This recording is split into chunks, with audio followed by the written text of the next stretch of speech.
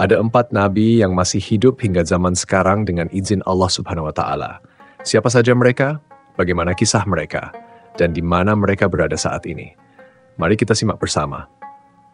Assalamualaikum teman-teman. Semoga kalian semua selalu sehat, sejahtera, dan dalam lindungan Allah Subhanahu wa Ta'ala. Semoga rezeki dan segala urusan kalian selalu dimudahkan. Jangan lupa tuliskan hajat kalian di kolom komentar. Semoga Allah mengabulkan semua doa dan keinginan kalian. Pada video kali ini, kita akan membahas kisah para nabi yang penuh misteri dan sangat menarik untuk dikaji. Sebagai umat Islam, kita meyakini adanya banyak nabi yang diutus oleh Allah untuk membimbing manusia. Dari sekian banyak nabi dan rasul yang pernah diutus, sebagian besar telah wafat, namun ada beberapa nabi yang diyakini masih hidup hingga kini atas kehendak Allah Subhanahu wa Ta'ala. Imam Ibnu Katsir dalam salah satu riwayatnya mengutip sebuah hadis dari Abu Dzar yang bertanya kepada Rasulullah, "Wahai Rasulullah, berapakah jumlah nabi?" Rasulullah menjawab, 124.000. Lalu Abu Dzar bertanya lagi, "Berapakah jumlah rasul di antara mereka?" Rasulullah menjawab, "Banyak sekali, ada 313. Berdasarkan hadis tersebut, jumlah nabi yang diutus Allah mencapai 124.000 orang, sementara jumlah rasul ada 313. Namun, hanya 25 nabi dan rasul yang wajib kita ketahui sebagai bagian dari rukun iman. Dari jumlah yang begitu banyak, ada 4 nabi yang diyakini masih hidup hingga saat ini karena kematian mereka ditangguhkan atas kehendak Allah. Keempat nabi ini bukanlah nabi penutup, melainkan hamba-hamba pilihan Allah yang diberikan umur panjang dengan alasan tertentu. Ada yang ingin terus beribadah kepada Allah, ada pula yang masih memiliki misi khusus di akhir zaman. Siapakah mereka? Dan di mana mereka berada sekarang? Nabi Khidir. Nabi Khidir adalah salah satu nabi yang keberadaannya hingga kini masih menjadi misteri. Nama Khidir sebenarnya adalah sebuah gelar, bukan nama asli. Hal ini berdasarkan riwayat yang menyebutkan bahwa Rasulullah pernah bersabda bahwa Nabi Khidir memiliki pakaian dari bulu unta berwarna putih. Jika pakaian itu bergoyang, maka di bawahnya tampak warna hijau. Nama Khidir berasal dari kata Al-Khidir, yang berarti seseorang yang hijau. Ini merujuk pada julukan yang diberikan kepadanya karena keberadaan beliau selalu membawa keberkahan, hingga rerumputan dan tanah di sekitarnya menjadi hijau. Nabi Khidir memiliki nama asli Balya bin Malkan bin Falik bin Abir bin Salik bin Arfuksa bin Sam bin Nuh. Artinya, Nabi Khidir merupakan keturunan Nabi Nuh alaihi salam dari jalur Sam. Mengutip dari buku berjudul Nabi Khidir, karya Ma'alwi disebutkan bahwa Nabi Khidir dilahirkan di sebuah gua. Ketika masih bayi, ibunya selalu memberinya susu kambing segar setiap hari. Suatu ketika, Nabi Khidir diambil oleh seorang penggembala dan dididik hingga beranjak dewasa. Seiring waktu, ia tumbuh menjadi anak yang cerdas, terutama dalam membaca dan menulis. Nabi Khidir juga mempelajari suhuf atau lembaran-lembaran yang diturunkan oleh Nabi Ibrahim. Hingga kini, keberadaan Nabi Khidir masih menjadi misteri. Beberapa ulama bahkan memiliki pendapat yang berbeda mengenai status kehidupannya. Ada sebagian yang berpendapat bahwa beliau masih hidup dan akan tetap ada hingga hari kiamat. Nabi Khidir sendiri dikenal sebagai sahabat sekaligus guru dari Nabi Musa alaihi salam. Kisah pertemuan mereka dikisahkan dalam Al-Quran, tepatnya dalam Quran Surat Al-Kahfi ayat 60 hingga 82. Dalam kisah tersebut, Nabi Musa dan muridnya Yusha bin Nun melakukan perjalanan hingga mereka bertemu dengan Nabi Khidir di tempat pertemuan dua lautan. Namun, sebelum bertemu dengan Nabi Khidir, Yusha tanpa sengaja melupakan tanda yang telah mereka sepakati, yaitu ikan yang mereka bawa melompat ke laut dengan cara yang aneh. Ketika mereka akhirnya bertemu, Nabi Musa meminta izin untuk belajar darinya. Namun, Nabi Khidir memperingatkan bahwa Nabi Musa tidak akan mampu bersabar atas apa yang akan ia lakukan. Meski begitu, Nabi Musa tetap bersikeras ingin belajar. Dalam perjalanan mereka, Nabi Khidir melakukan beberapa tindakan yang tampak aneh bagi Nabi Musa. Pertama, ia merusak perahu milik orang-orang miskin. Kedua, ia membunuh seorang anak muda. Ketiga, ia menegakkan kembali dinding rumah yang hampir roboh di sebuah desa tanpa meminta imbalan. Setelah melihat semua itu, Nabi Musa tidak bisa menahan diri untuk mempertanyakan tindakan Nabi Khidir. Akhirnya, Nabi Khidir menjelaskan bahwa semua yang ia lakukan bukan atas kehendaknya sendiri, melainkan atas perintah Allah. Pertama, ia merusak perahu karena di hadapan mereka ada seorang raja zalim yang akan merampas setiap perahu yang masih dalam kondisi baik. Dengan merusaknya sedikit, ia justru menyelamatkan perahu tersebut agar tidak diambil. Kedua, ia membunuh anak muda, karena anak tersebut jika dibiarkan hidup, akan menjerumuskan kedua orang tuanya yang mukmin ke dalam kesesatan dan kekafiran. Allah menggantikannya dengan anak yang lebih baik dan lebih berbakti kepada kedua orang tuanya. Ketiga, ia memperbaiki dinding rumah anak yatim karena di bawahnya terdapat harta peninggalan ayah mereka yang saleh. Jika dinding itu runtuh sebelum mereka dewasa, maka harta tersebut bisa diambil oleh orang lain. Allah menghendaki agar mereka dapat mengambil harta itu pada waktu yang tepat. Setelah menjelaskan semuanya, Nabi Khidir berkata, "Itulah penjelasan dari perbuatan-perbuatan yang engkau tidak mampu bersabar terhadapnya." Ciri-ciri Nabi Khidir juga diriwayatkan dalam beberapa pendapat. Disebutkan bahwa beliau adalah sosok tertutup dan senang menyendiri. Dalam kitab Al-Arais, pernah disebutkan bahwa Nabi Khidir adalah seorang nabi yang dipanjangkan umurnya dan tersembunyi dari pandangan banyak orang. Mengutip buku yang berjudul Nabi Misterius, Penguasa Samudra yang Berjalan Secepat Kilat, Nabi Khidir digambarkan sebagai sosok yang misterius. Ia tidak mudah menampakkan wujud fisiknya dan suka merahasiakan nama maupun tempat tinggalnya. Dalam beberapa riwayat disebutkan bahwa beliau memiliki ciri fisik yang tidak dimiliki oleh manusia biasa. Jempol tangannya dikatakan tidak memiliki tulang, ia sering membawa tongkat, dan perawakannya jauh lebih tinggi dibandingkan manusia pada umumnya. Nabi Khidir memiliki banyak keistimewaan yang tidak dimiliki oleh semua orang. Dirangkum dari buku yang berjudul Sang Nabi Super Misterius karya Khifi El-Asbahar, disebutkan bahwa Nabi Khidir memiliki ilmu laduni. Ilmu laduni adalah ilmu yang diberikan langsung oleh Allah Subhanahu wa Ta'ala tanpa melalui proses belajar atau perantara seorang guru. Dengan ilmu tersebut, Nabi Khidir mengajarkan tentang makrifat kepada mereka yang membutuhkannya. Keistimewaan lain yang dimiliki Nabi Khidir adalah setiap tempat yang ia pijak akan berubah menjadi hijau. Setiap tempat yang disinggahinya akan menjadi hijau dan indah. Jalaluddin Asyuti dalam tafsir Ad-Dur Al-Mansur Sar pernah menukil hadis yang diriwayatkan oleh Ibnu Abbas. Rasulullah Shallallahu Alaihi Wasallam bersabda, "Sesungguhnya Khidir disebut Khidir lantaran setiap kali salat di atas hamparan kulit putih, maka hamparan tersebut tiba-tiba berubah menjadi hijau." Selain itu, Nabi Khidir juga memiliki kemampuan berjalan secepat kilat. Ia diberikan keistimewaan oleh Allah berupa kecepatan luar biasa, sehingga beliau dapat mengelilingi dunia dalam waktu yang sangat singkat. Beberapa ulama mengungkapkan bahwa Nabi Khidir menguasai seluruh samudra, mulai dari Samudra Hindia, Samudra Atlantik, hingga Samudra Pasifik. Kemampuan ini membuatnya senang berpindah-pindah tempat untuk melaksanakan salat. Misalnya, ia dapat menunaikan salat subuh di Masjid Nabawi, salat zuhur di Masjidil Haram, dan seterusnya dalam waktu yang sangat cepat. Keistimewaan lainnya adalah kemampuan Nabi Khidir untuk berubah rupa. Dalam banyak kesempatan, ia dapat berganti wujud dan rupa. Imam Al-Ghazali mengatakan bahwa perubahan rupa tersebut bisa terjadi di berbagai tempat yang berbeda-beda. Terkadang, ia menyamar menjadi orang miskin, orang jalanan, saudagar kaya, dan lain sebagainya.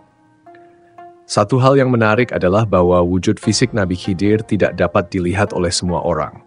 Hanya mereka yang dipilih oleh Allah Subhanahu wa Ta'ala yang dapat bertemu dengannya. Karena memiliki kemampuan untuk berubah rupa, Nabi Khidir tidak mudah dikenali oleh orang sembarangan. Terkait keberadaannya hingga saat ini, terdapat perbedaan pendapat di kalangan ulama. Sebagian ulama mempercayai bahwa Nabi Khidir masih hidup dengan jasadnya di dunia dan diyakini akan meninggal sebagai manusia biasa menjelang akhir zaman atau pada hari kiamat. Namun, ada pula ulama yang berpendapat bahwa Nabi Khidir telah wafat. Pendapat ini mengacu pada firman Allah Subhanahu wa Ta'ala yang artinya, "Kami tidak menjadikan seorang pun sebelum engkau, wahai Nabi, hidup kekal abadi." Surat Al-Anbiya ayat 34. Selain itu, pendapat mengenai wafatnya Nabi Khidir juga diperkuat oleh sebuah hadis yang berbunyi, "Setelah lewat 100 tahun, Tidak seorang pun yang sekarang masih hidup di muka bumi.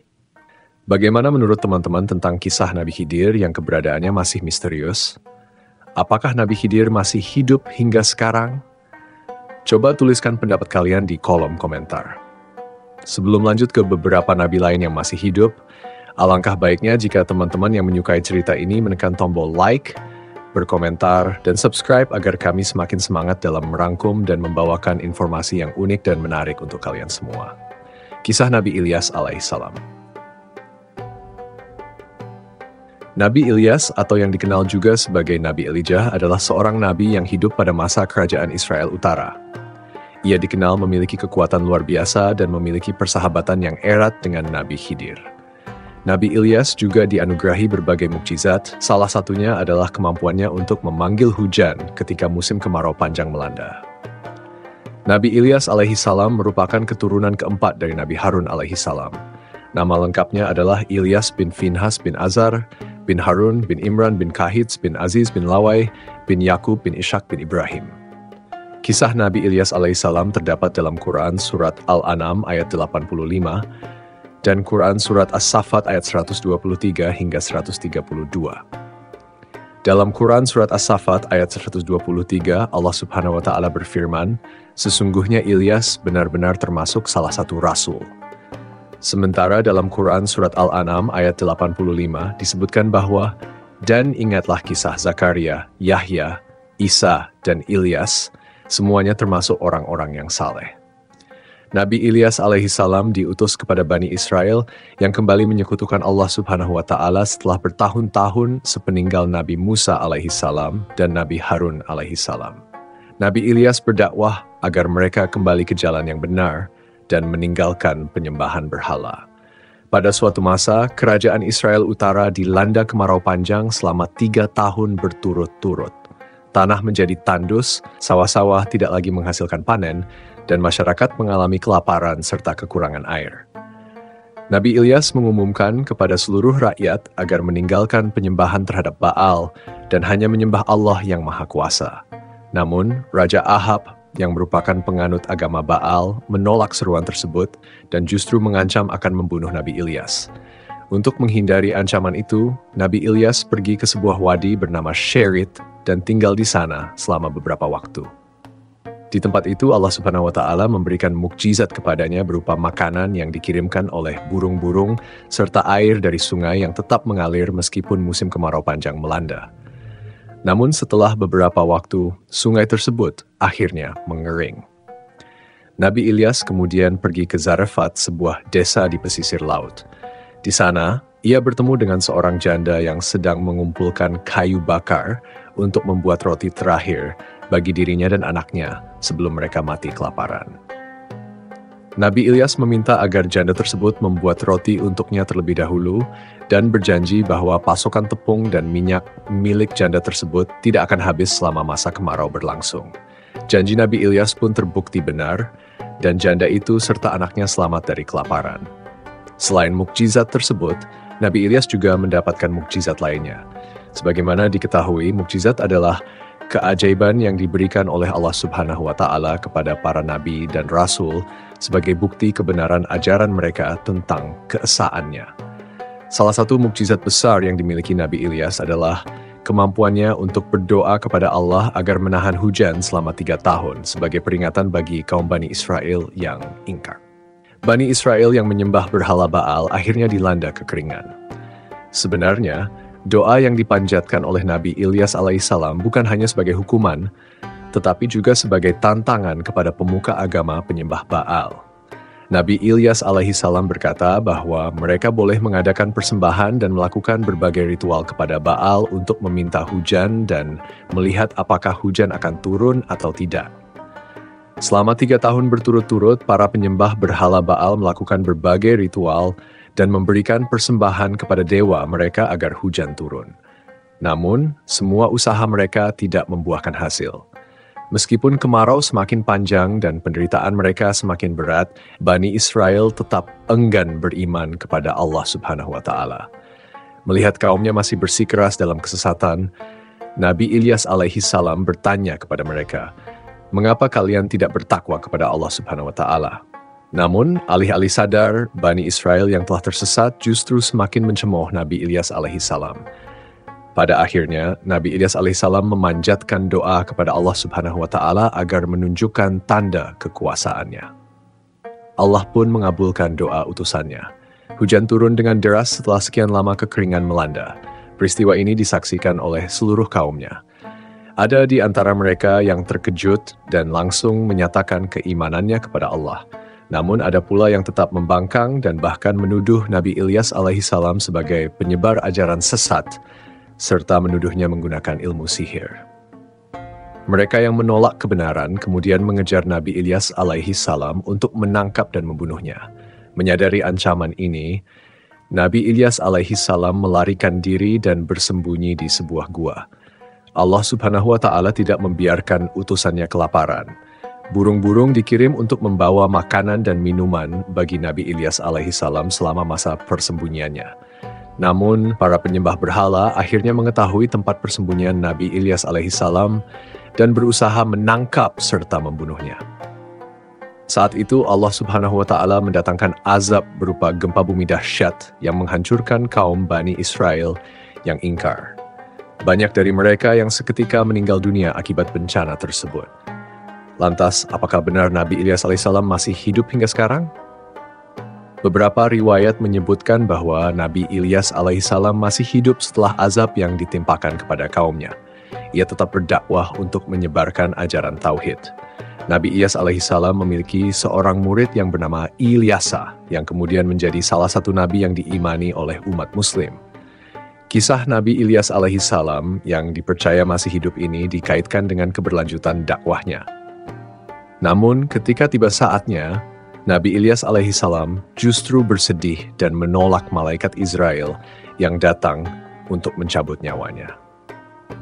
Malaikat Israel bertanya kepada Nabi Ilyas alaihissalam tentang alasan penolakannya. Nabi Ilyas alaihissalam menjawab bahwa dirinya merasa malu karena belum cukup berzikir kepada Allah Subhanahu wa Ta'ala. Ia bahkan meminta agar nyawanya baru diambil pada hari kiamat, karena ia khawatir tidak ada lagi yang berzikir kepada Allah setelah kepergiannya.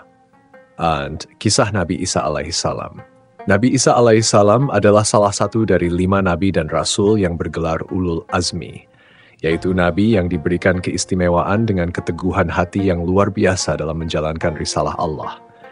Karena kebebalan umatnya, Nabi Isa alaihissalam diberikan mukjizat luar biasa. Dengan izin Allah, ia mampu menghidupkan orang mati, menyembuhkan orang buta, serta berbicara sejak masih bayi. Namun, meskipun telah diberikan bukti-bukti kenabian dan hujah yang kuat, termasuk kitab Injil yang diturunkan oleh Allah, kaum Bani Israel tetap mendustakan ajarannya. Mereka tidak hanya menolak dakwah Nabi Isa alaihissalam, tetapi juga terus mengganggunya hingga mengusirnya dari tempat kelahirannya. Puncaknya, orang-orang Yahudi melakukan makar dengan merencanakan untuk membunuh Nabi Isa alaihissalam. Peristiwa itu diabadikan dalam Al-Quran. Allah Subhanahu wa Ta'ala berfirman, "Dan karena ucapan mereka, sesungguhnya kami telah membunuh Al-Masih Isa, putra Maryam, Rasul Allah, padahal mereka tidak membunuhnya dan tidak pula menyalibnya. Tetapi yang mereka bunuh ialah orang yang diserupakan dengan Isa bagi mereka." Sesungguhnya orang-orang yang berselisih paham tentang pembunuhan Isa benar-benar dalam keraguan tentang yang dibunuh itu. Mereka tidak mempunyai keyakinan tentang siapa yang dibunuh itu kecuali mengikuti prasangka belaka. Mereka tidak pula yakin bahwa yang mereka bunuh itu adalah Isa, tetapi yang sebenarnya Allah telah mengangkat Isa kepadanya. Dan adalah Allah Maha Perkasa lagi Maha Bijaksana. Tidak ada seorang pun dari ahli kitab kecuali akan beriman kepadanya, Isa, sebelum kematiannya, dan di hari kiamat nanti Isa itu akan menjadi saksi terhadap mereka. Quran Surat An-Nisa, ayat 157-159. Dalam tafsir Ibnu Katsir diterangkan bahwa orang-orang Yahudi masih belum puas dengan ulahnya yang terus mengganggu Nabi Isa. Akhirnya mereka datang kepada Raja Damasik atau Damaskus pada masa itu. Raja Damasik adalah seorang musyirik penyembah bintang. Para pemeluk agamanya dikenal dengan sebutan pemeluk agama Yunani. Akhirnya orang-orang Yahudi itu menghadap raja tersebut lalu melaporkan kebohongan kepadanya bahwa di Baitul Maqdis terdapat seorang lelaki yang menyesatkan banyak orang dan menganjurkan mereka agar memberontak kepada raja. Mendengar laporan tersebut, sang raja murka. Ia pun mengirimkan instruksi kepada gubernurnya yang ada di Baitul Maqdis agar menangkap lelaki yang dimaksud, menyalibnya, dan mengikat kepalanya dengan duri agar tidak mengganggu orang-orang lagi. Ketika surat perintah raja itu sampai kepada gubernurnya, ia segera melaksanakan perintah tersebut. Bersama segolongan orang-orang Yahudi, ia pergi menuju sebuah rumah tempat Nabi Isa alaihissalam berada bersama sejumlah sahabatnya. Jumlah mereka kurang lebih ada 12 orang. Ibnu Abbas mengatakan bahwa ketika Allah hendak mengangkat Nabi Isa alaihissalam ke langit, beliau keluar untuk menemui para sahabatnya dari kalangan Hawariyin yang jumlahnya ada 12 orang. Nabi Isa keluar dari mata air yang ada dalam rumah tersebut sedangkan kepalanya masih meneteskan air. Lalu ia berkata, "Sesungguhnya di antara kalian ada orang yang kafir kepadaku sebanyak 12 kali setelah ia beriman kepadaku." Ibnu Abbas melanjutkan kisahnya bahwa Nabi Isa berkata lagi, "Siapakah di antara kalian yang mau dijadikan sebagai orang yang serupa denganku? Lalu ia akan dibunuh sebagai gantiku, maka kelak ia akan bersamaku dalam satu tingkatan di surga nanti." Tiba-tiba seorang yang paling muda usianya di antara mereka segera berdiri. Ia adalah Yudas Iskariot. Lalu ia berkata, "Aku bersedia." Namun Nabi Isa memandang pemuda itu masih terlalu muda untuk melakukannya. Ia pun mengulangi permintaannya sebanyak 2 kali atau 3 kali. Setiap kali Nabi Isa mengulangi perkataannya, tidak ada seorang pun yang berani maju kecuali pemuda itu. Akhirnya Nabi Isa berkata, "Kalau memang demikian, jadilah kamu seperti diriku." Maka Allah menjadikannya mirip seperti Nabi Isa alaihissalam hingga seakan-akan dia memang Nabi Isa sendiri. Lalu terbukalah salah satu bagian dari atap rumah itu dan Nabi Isa merasa kantuk yang sangat hingga tertidur. Kemudian beliau diangkat ke langit dalam keadaan demikian. Seperti yang tertuang dalam Al-Quran, Allah Subhanahu wa Ta'ala berfirman, "Ingatlah ketika Allah berfirman, 'Hai Isa, sesungguhnya aku akan menidurkanmu dan mengangkatmu kepadaku.'" Quran Surat Ali Imran ayat 155. Ibnu Abbas melanjutkan kisahnya bahwa setelah pengangkatan Nabi Isa ke langit, para sahabatnya pun keluar dari rumah tersebut. Orang-orang Yahudi yang memburunya datang dan langsung menangkap orang yang serupa dengan Isa itu. Lalu mereka membunuh dan menyalibnya. Akibat peristiwa ini, sebagian dari mereka kafir kepada Isa sebanyak 12 kali setelah sebelumnya beriman kepadanya. Mereka pun terpecah belah menjadi 3 golongan. Sebagian dari mereka menganggap Isa sebagai Tuhan, sebagian lagi menolak kenabiannya, dan hanya sedikit yang tetap beriman kepada ajarannya yang murni. Sebagaimana firman Allah, "Kalian akan dipenuhi ganjarannya hanya pada hari kiamat." Quran Surat Ali Imran ayat 185. Nabi Isa alaihissalam tidak diangkat dari dunia untuk selama-lamanya, melainkan beliau juga akan meninggal sebagaimana umumnya manusia. Hanya saja, bukan sekarang, tetapi di akhir zaman setelah Allah menurunkannya kembali ke bumi dengan membawa misi membunuh Dajjal, menegakkan keadilan, serta memenuhi bumi dengan ketakwaan dan kebaikan. Dalam sebuah riwayat disebutkan bahwa Nabi Isa akan tinggal di bumi selama 40 tahun setelah diturunkan kembali, kemudian beliau akan wafat sebagaimana manusia lainnya. Hal ini sesuai dengan firman Allah yang menyebutkan, "Sesungguhnya Allah telah mengangkat Isa kepadanya, dan kelak dia akan menurunkannya sebelum hari kiamat untuk menempati suatu kedudukan di mana semua orang yang bertakwa dan semua orang yang durhaka beriman kepadanya." Ibnu Zaid menjelaskan bahwa ketika Isa bin Maryam turun lagi ke bumi, ia akan membunuh Dajjal. Setelah itu, tidak akan tersisa seorang pun dari kaum Yahudi, kecuali mereka akan beriman kepadanya. Sementara itu, Nabi Idris alaihissalam adalah salah satu nabi dan rasul yang memiliki mukjizat atau kejadian luar biasa. Salah satu keistimewaannya adalah bahwa beliau menjadi satu-satunya nabi yang diangkat ke langit untuk melihat keindahan surga. Kisah tentang Nabi Idris disebutkan secara jelas dalam Al-Quran, tepatnya dalam surat Maryam ayat 56, di mana Allah berfirman, "Dan ceritakanlah Muhammad kepada mereka kisah Idris di dalam kitab Al-Quran. Sesungguhnya dia adalah seorang yang sangat membenarkan dan seorang nabi, dan kami telah mengangkatnya ke tempat yang tinggi." Nabi Idris hidup di dunia di masa Nabi Adam masih ada. Beliau merupakan sosok yang jujur, sabar, dan memiliki kontribusi luar biasa bagi kemanusiaan. Dalam berbagai riwayat, Nabi Idris disebut sebagai orang pertama yang memperkenalkan cara membaca dan menulis kepada manusia. Nabi Idris adalah buyut dari Nabi Ibrahim atau ayah dari kakek Nabi Nuh. Nama Idris sendiri berasal dari kata darasa yang berarti belajar. Beliau hidup dan tumbuh sesuai dengan namanya, dikenal sebagai sosok yang gemar belajar dan ahli dalam mengkaji fenomena alam, terutama ilmu falak atau perbintangan serta matematika. Karena pengetahuan ini, Nabi Idris sering menjadi rujukan dalam menyelesaikan berbagai permasalahan. Selain itu, Nabi Idris juga disebut sebagai orang pertama yang memanfaatkan ilmu perbintangan sebagai petunjuk arah, penentu waktu, serta alat untuk memperkirakan kondisi cuaca dalam bercocok tanam. Beliau diutus sebagai nabi di kawasan Babilonia, wilayah Irak kuno. Namun karena penduduknya menolak beriman, Nabi Idris bersama beberapa pengikutnya hijrah ke Mesir. Dalam tafsir Jalalain disebutkan bahwa Nabi Idris tidak pernah berhenti bertasbih setiap kali melakukan perbuatan baik ketika menjahit maupun saat menulis. Nabi Idris juga merupakan orang pertama yang bisa menulis, sebagaimana disebutkan dalam Al-Quran pada surat Al-Alaq ayat 4 hingga 5, di mana Allah berfirman, yang mengajar manusia dengan kalam pena, dia mengajarkan kepada manusia apa yang tidak diketahuinya. Dari ayat ini, dapat disimpulkan bahwa orang pertama yang menulis dengan pena adalah Nabi Idris alaihi salam. Sebelum Allah mengajarkan kepadanya ilmu menulis, beliau telah diberi hidayah untuk berkreasi serta menciptakan berbagai inovasi lainnya. Selama 345 tahun, Nabi Idris hidup di dunia dan diperintahkan oleh Allah untuk berdakwah, serta mengajarkan tauhid di wilayah Irak dan Mesir kuno. Wahyu pertama kali diturunkan kepadanya melalui malaikat Jibril saat beliau berusia 82 tahun. Namun, ada pula yang mengatakan bahwa Nabi Idris menerima kenabian pada usia 40 tahun. Dalam kehidupan sehari-hari, beliau dikenal sebagai sosok yang gemar beribadah kepada Allah. Selain itu, Nabi Idris juga selalu melakukan perbuatan baik, seperti belajar dan menulis. Keterampilan-keterampilan tersebut kemudian ia ajarkan perlahan-lahan kepada kaumnya. Menurut hadis dari Abu Dzar, Nabi Idris juga merupakan nabi yang diberi mukjizat dalam bidang sandang. Sebelum masanya, manusia zaman dahulu hanya menutupi bagian tubuh mereka dengan dedaunan atau kulit hewan seadanya.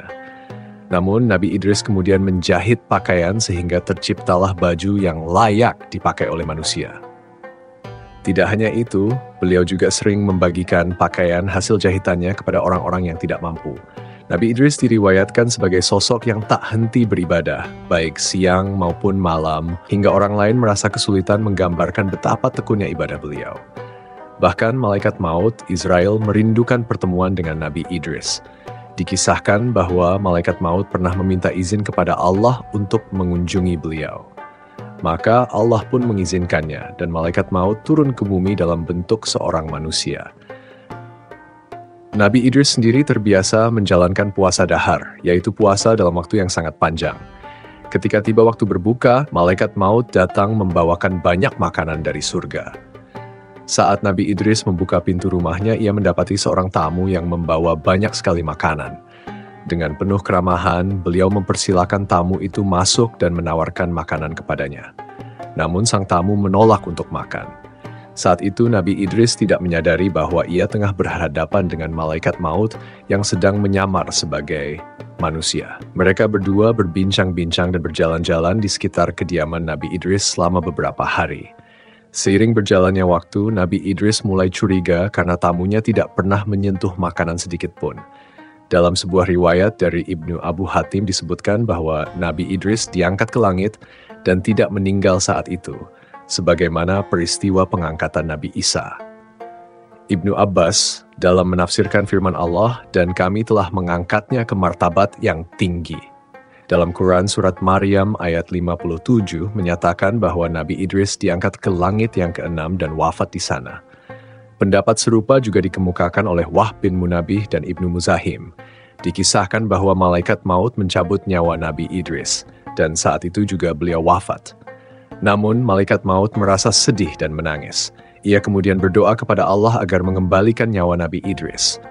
Allah mengabulkan doa tersebut, lalu Nabi Idris hidup kembali. Saat itu, malaikat maut pun merangkulnya dan bertanya, "Wahai saudaraku, bagaimana rasanya kematian?" Nabi Idris menjawab, "Sesungguhnya jika ada hewan yang dikuliti hidup-hidup, maka sakitnya kematian 1000 kali lipat lebih berat daripada itu." Malaikat maut pun terkejut dan berkata, "Padahal aku mencabut nyawamu dengan sangat halus, dan ini adalah cara paling lembut yang pernah kulakukan kepada siapapun sebelumnya." Nabi Idris kemudian berkata, "Wahai malaikat maut, aku memiliki satu permintaan lagi. Aku ingin melihat neraka jahanam." Malaikat maut pun memohon izin kepada Allah dan Allah mengabulkan permintaan tersebut.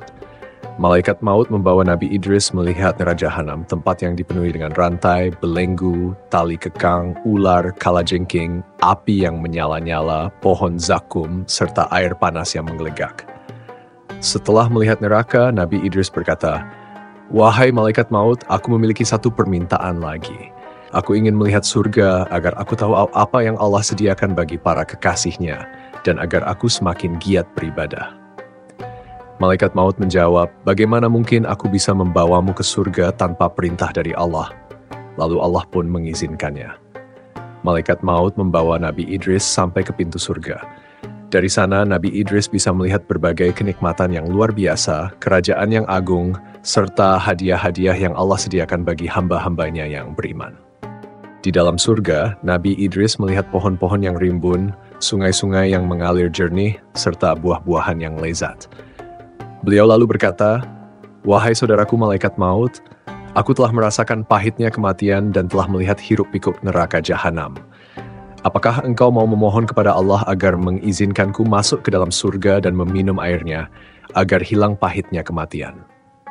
Malaikat maut kemudian meminta izin kepada Allah, dan Allah pun mengizinkan Nabi Idris untuk masuk ke dalam surga dan kemudian keluar lagi.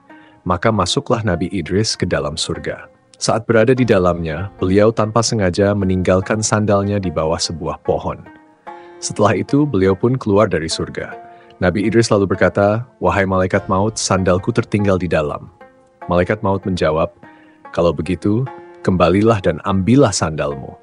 Dengan demikian, Nabi Idris tetap berada di dalam surga.